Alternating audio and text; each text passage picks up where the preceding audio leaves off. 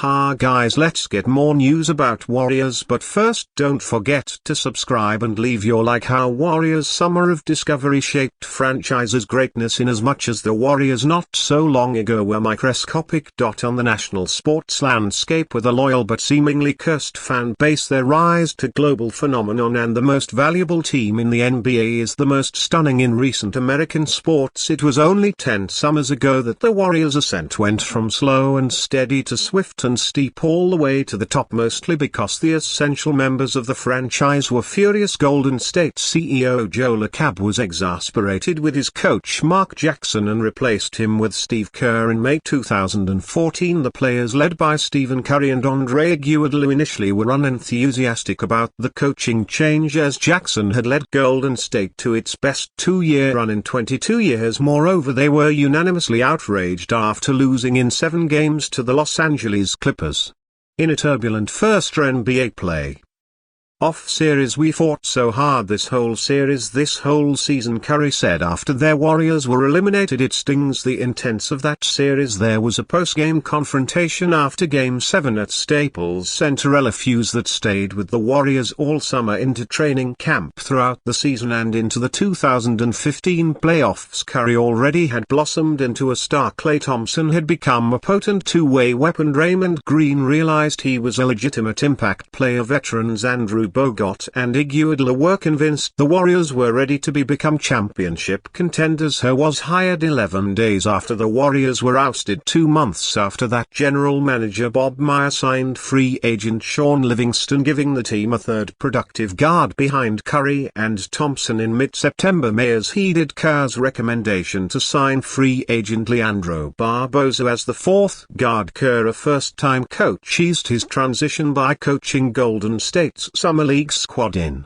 Las Vegas and by arranging on-one meetings with veterans, even going to Australia to visit Bogut. That was huge, Bogut told NBC Sports Bay Area in 2019. "I can assure you not many coaches would do that." K flew to Seattle to observe Seahawks coach Pete Carroll's approach to an NFL training camp. K stole Carroll's use of music to lighten moods, allowing players to take turns as DJ of the day, devoted to preparation and knowing the culture he wanted to build with the Warriors. Kerr was ready for his first training camp. His top assistant Salvin Gentry for the offense, Ron Adams for the defense, were respected 60-some veterans steeped in experience. In a matter of days, the Warriors, sweating to the beat and seeing positive results in real time, were fully engaged. Still annoyed with their quick elimination from the playoffs, they were seeing paths to improvement and quickly bought into the new regime. The confidence built from back-to-back playoff appearances and the fervent belief that both runs should have been extended was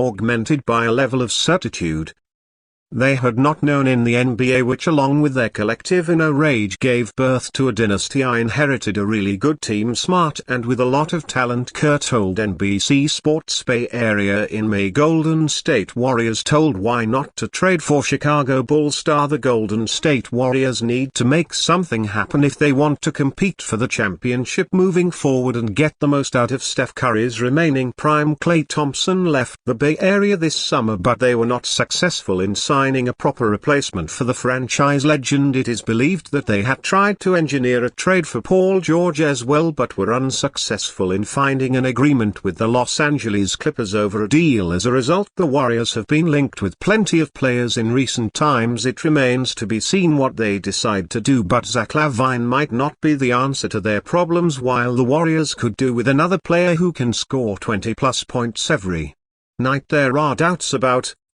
whether the Chicago Bulls star would fit their system. Andy Bailey named the Warriors as the worst landing spot for LaVine in the article Best and Worst Landing Spots for NBA's Top Trade Targets on Bleacher Report. Bailey wrote that game, which is more hooper than basketball player, would be trickier to assimilate into a Warriors scheme that has long emphasized ball and player movement. "There's a lot less your turn my turn in Golden State, and though that offense probably needs some juice too, LaVine probably isn't the right source of it would be safe to say that most Warriors fans would urge them against the idea of trading for LaVine as well. LaVine is a great player on his day, but there are limitations to his game. Add to that his recent injury record and massive $215 million contract, which will see him make $138 million over the next 3 seasons, and it is not hard to see why the Bulls could struggle to find a new home for him. The Bulls are clearly trying to kick off a rebuild, and for that to be a success they need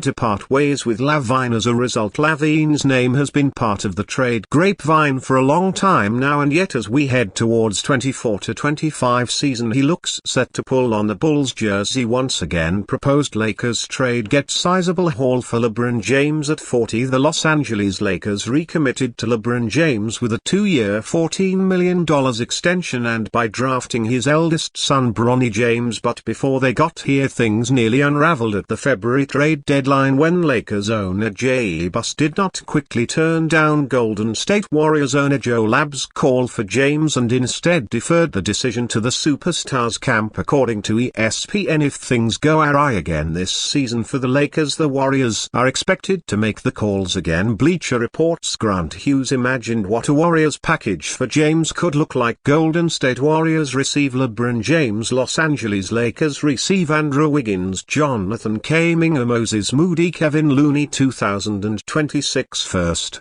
round pick, 2028 first round pick, 203 first round pick, 1-20. The cost here is exorbitant, especially considering James is entering his age 40 season. Golden State is giving up all of the first round equity it has left, swaps excluded, along with a potential star in Kuminga, and yet it still seems as if the Lakers would only consider taking back a package like this if James expressly demanded to be traded. Hughes wrote. Hughes said the odds of a trade like this actually happening might seem like they're somewhere in the 1,000,000-to-1 neighborhood, but if for some reason it would go down, the Lakers would bet set up for a post-LeBron era. Hughes' proposed Warriors package is as complete as it gets, with a former All-Star wing that could help them in the interim and young players plus distant draft picks that could set them up for the future. Wiggins and Kuminga could make the D'Angelo Russ, Austin Reeves backcourt more playable with their athleticism to cover up defensive ground in the perimeter, while Anthony Davis becomes their focal point on both offense and defense. According to Substack's NBA insider Mark Stein, it was James' powerful agent Rich Paul of Clutch Sports who nicked the talks before they even got past the exploratory stage. It is believed that the Lakers would have reluctantly entertained trade conversations with the Warriors before last February's trade deadline if James wanted them to seriously engage Golden State on a potential deal, yet league sources say that the reported talks between the teams at the time never got that far, in large part because James' agent Rich Paul was adamantly opposed to the idea of James swapping Southern California for Northern California. Stein wrote on August 18 Paul was protective of James' image. According to Stein, sources say Paul implored both teams to scrap the concept despite some owner-to-owner dialogue between the Warriors' Joe Lacob and the Lakers' Jeanie Buss and Green's determination to lobby James to push for relocation to the Bay Area, largely because he wanted to insulate James from potential backlash over switching teams for the 4th time in his career. Stein wrote James went on record revealing the trade talks did not reach him until it was reported the trade talks didn't go far at all. James said on TNT's Inside the NBA broadcast on February 18, I actually heard about it when everybody else heard about it. Obviously, you know, Charles Barkley has been in the league, Kenny Smith has been in the league, Shaq has been in the league, and sometimes there's conversations that happen behind closed doors that you don't even know about. And you fan, what do you think of the situation of LeBron James? Leave your opinion in the comments.